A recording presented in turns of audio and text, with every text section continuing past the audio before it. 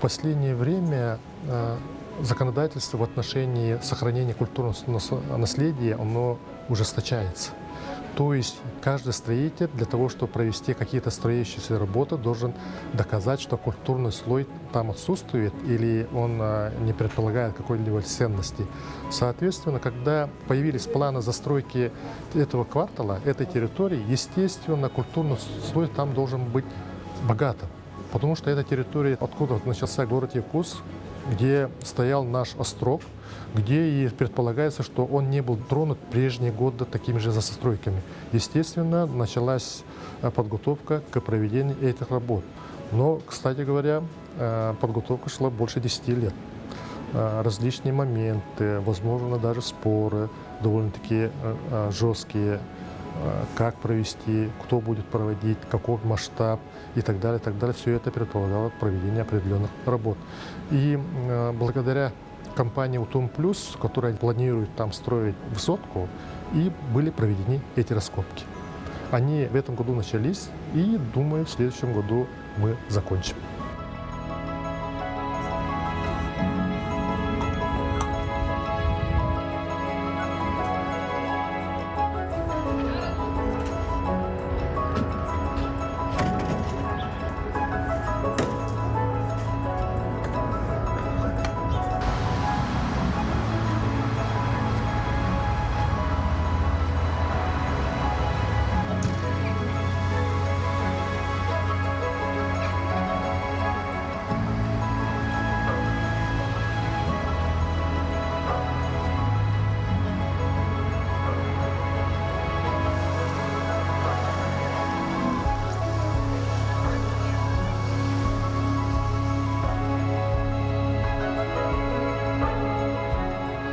У нас открылась выставка «Якутский острог.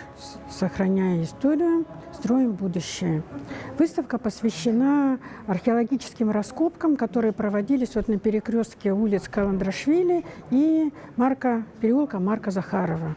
Выставка чем уникальна, то что она открыта фактически через месяц-полтора, сразу после окончания раскопок. Но мы прекрасно понимали, какой интерес вызывает тот материал, который был найден в исторической части нашего города. Поэтому нам и хотелось как можно быстрее показать его и познакомить жителей с этим материалом.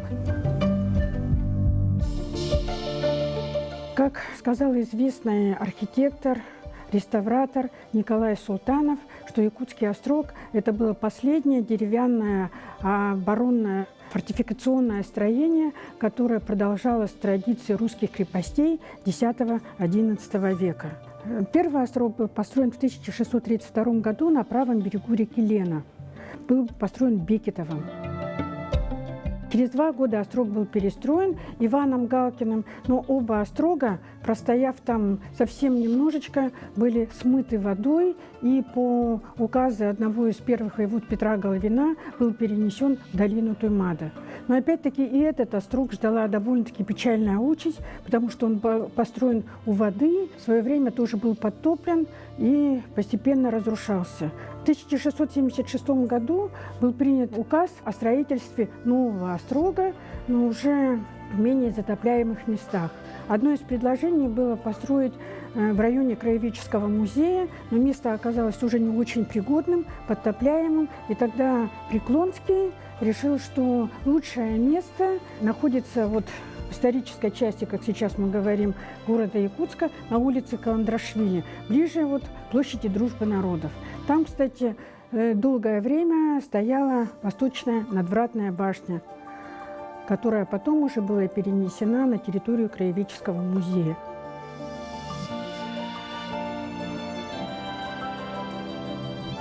В 1681 году в Якутск прибыл стольник Иван Преклонский. И ему было поручено построить новый острог. Острог был прямоугольный в плане, состоял из 8 башен, 2 из них были надвратными. Интересная информация о том, сколько строительных материалов ушло на строительство этого острога. Информация поражает своей скрупулезностью в подсчетах. Например, вот для строительства было использовано 13 100 бревен, 6260 плах, 17 сосновых плотов было использовано для того, чтобы привести эти бревна, 5 барок и 26 723 гвоздя. Ну вот вплоть до гвоздя все было подсчитано. Надо сказать, что на строительство острога приехали плотники из Енисейска.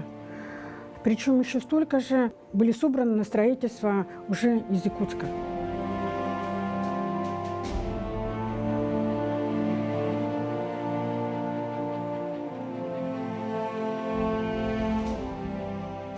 Острог тоже ждала, к сожалению, плачевная участь. В 1701 году возгорелся пожар в районе Свято-Троицкого собора, который унес почти половину этого острога. И постепенно острог начинает и терять свое значение как фортификационное сооружение и начинает постепенно приходить в упадок. В конечном итоге в 1922 году при топливном голоде в Якутске бревна Якутской крепости были использованы для нужд населения. Будущий нарком финансов Алексей Семенов для того, чтобы сохранить восточную надвратную башню Якутского острога, пожертвовал своим домом. И благодаря этой жертвенности восточную башню острога можно было видеть до 2002 года. К сожалению, и тогда случился пожар, но наши якутские мастера в очень короткое время по тем чертежам, которые сохранили, смогли восстановить эту башню.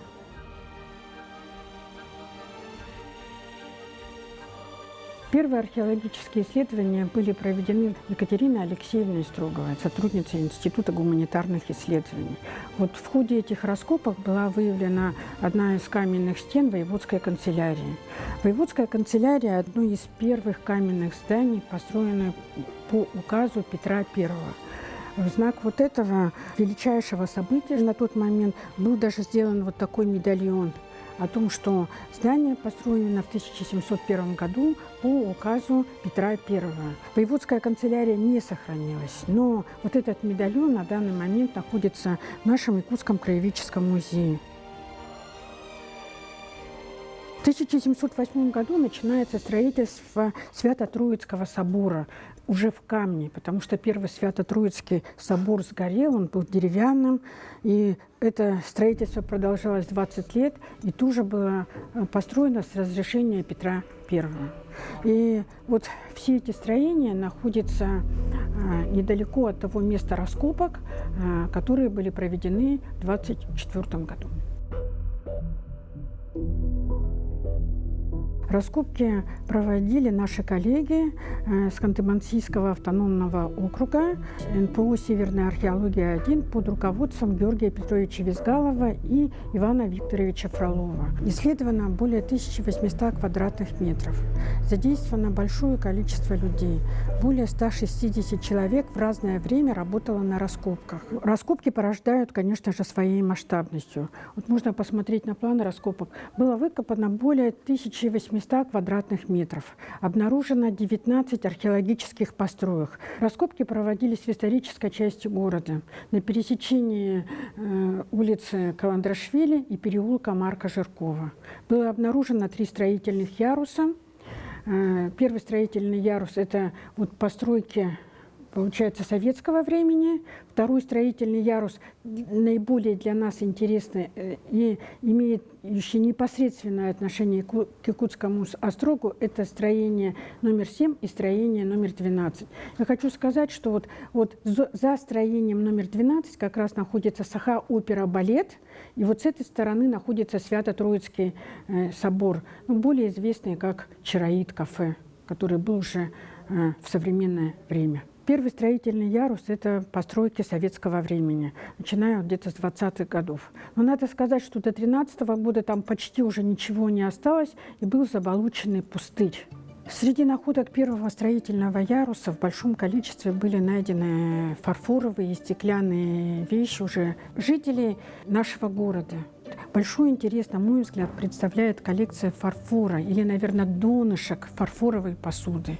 Вот среди этой посуды были обнаружены клейма известного кузнецовского фарфора, причем это 19 век. Были обнаружены посуда фабрики Дулева, которая в свое время была перекуплена Кузнецовыми. Далее были обнаружены фарфор Вербилки. Кстати, Вербилки – это одна из первых фарфоровых фабрик, которая появилась во времена Елизаветы Петровны. Кстати, тоже была перекуплена Кузнецовыми. Здесь же у нас идет и известные фабрики Дмитровского фарфора. Еще Конаковский был фарфор найден. Интересно клейма тем, что вот в советское время идет вот символы этого времени.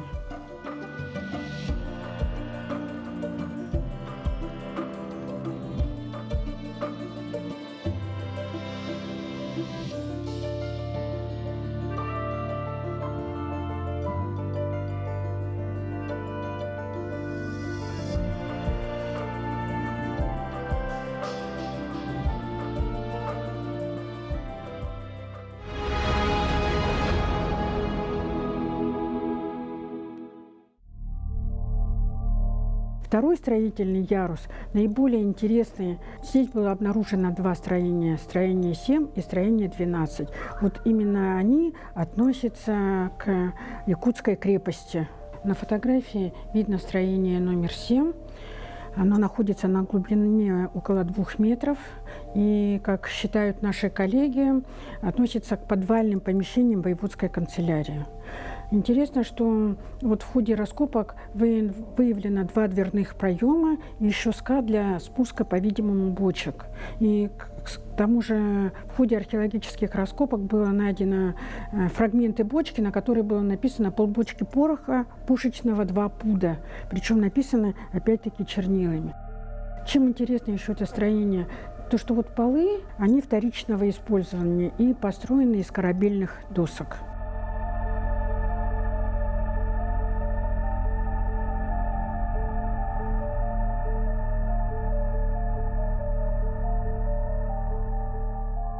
Здесь же были найдены чешуйки XVII века. Чешуйки сами по себе от слова «чешуя», они абсолютно небольшой формы, имеют такую каплеобразную форму и делались в свое время из чистого серебра на основе монет ефимок, их называли в России.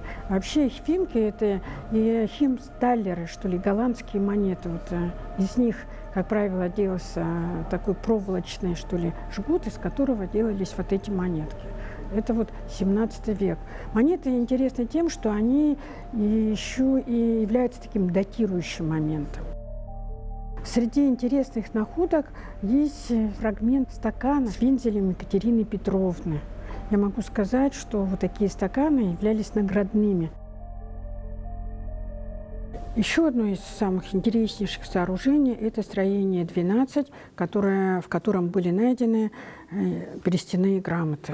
Ну и само строение очень интересно, потому что стены этих строений были построены из бревен в диаметре около 45 сантиметров. Здесь же были обнаружены остатки печи. Это говорит о том, что помещение было не амбар, не подвал, а помещение было жилое. В большом количестве были найдены фрагменты слюды.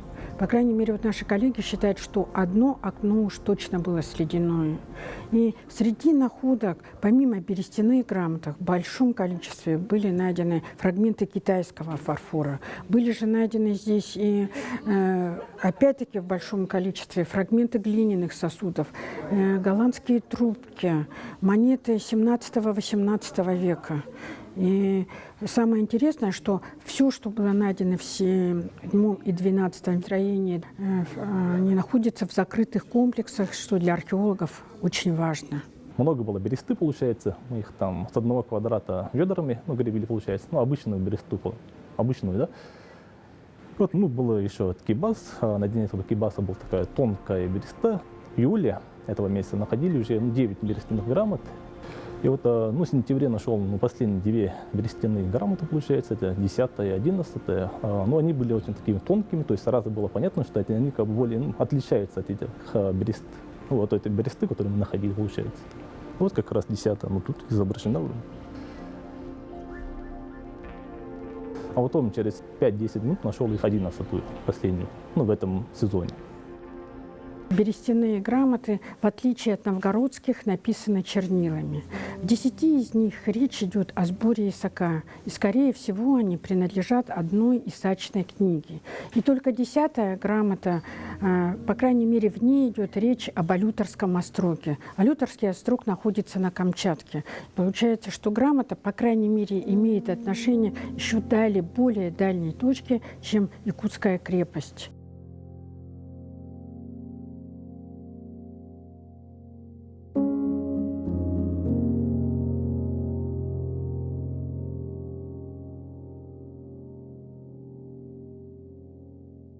Когда нашли бересты, у всех был такой восторг, удивление. И вот мы, как камеральщики, поскольку мы были, все находки проходили через нас, мы отмечали флажком место, где было найдено. Далее мы ввели в журнале само название, к какой категории относится, из какого материала сделано и порядковый номер. После этого же она проходила сухую либо влажную очистку при надобности. И после этого мы фотографировали с этикеткой. И в дальнейшем велась уже электронная опись, где мы указывали размеры. После этого сортировали по коробкам в соответствии с категорией.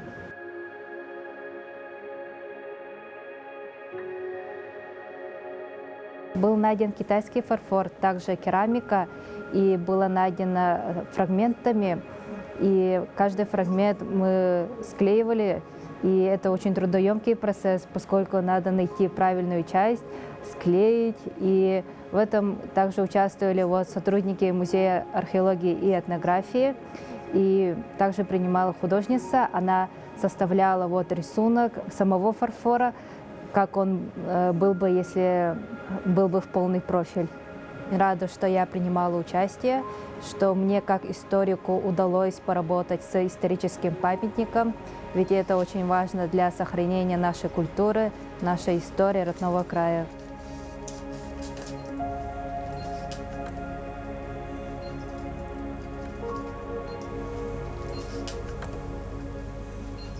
Для археологов находка керамики очень такой важный момент, потому что именно керамика является датирующим таким моментом. Вот технический узор, например, на неолитической керамике является показателем определенной культуры. И вот здесь, на этом остроге, в строении номер 12, была найдена в большом количестве керамика. Основная масса керамики была сделана на гончарном круге.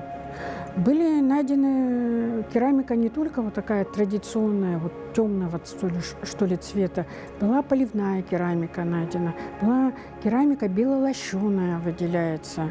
И были найдены фрагменты керамики, вот на наш взгляд, чисто якутские, это ручная лепка. Кстати, вот у якутов, что мне хочется сказать, в якутской культуре гончарный круг не прижился. Вот в основном, вот как по-прежнему, продолжали лепить вручную. И вот, конечно, форма сосудов очень интересная. Это с отогнутым венчиком. В одном случае мы даже нашли крышку от сосуда. Китайский фарфор относится, на наш взгляд, к концу 17-го, второй половины 18 века. На сегодняшний момент это самая большая коллекция китайского фарфора, найденная на территории Якутии. В основном это пиалы или тарелочки.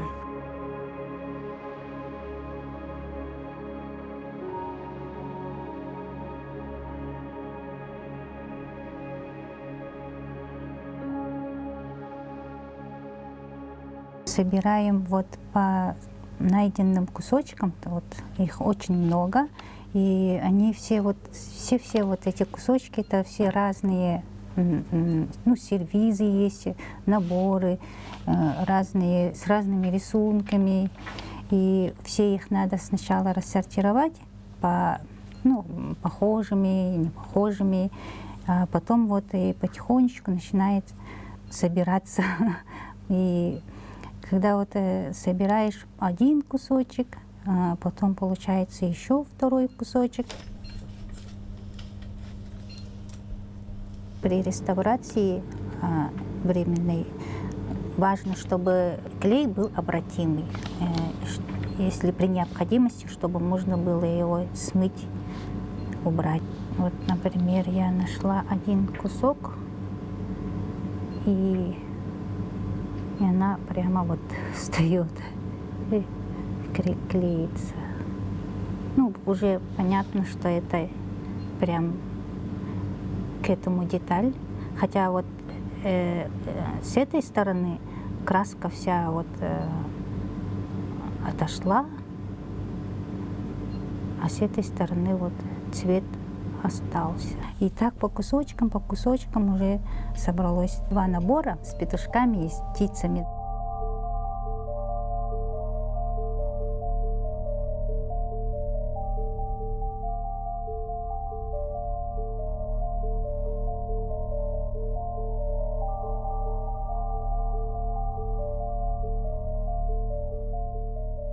Хороший фарфор на свету он должен быть прозрачным.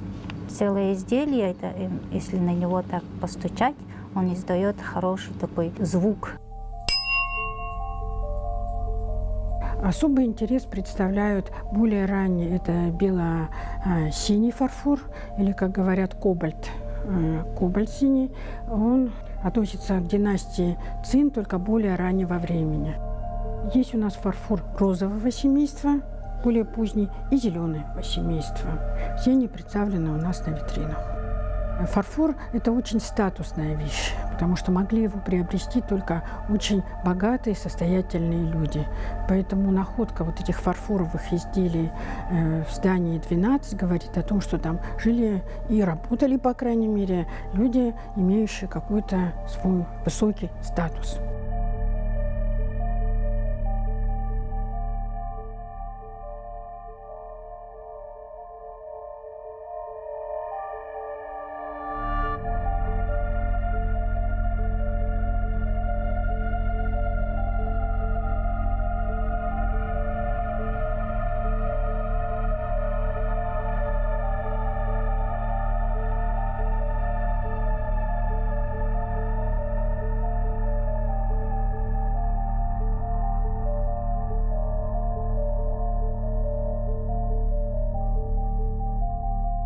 Археология – база нашей исторической науки. Это то, что мы имеем возможность и посмотреть, и показать, и ощутить.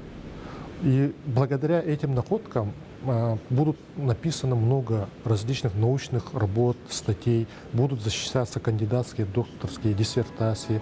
И они раскрывают путь для очень многих исследователей.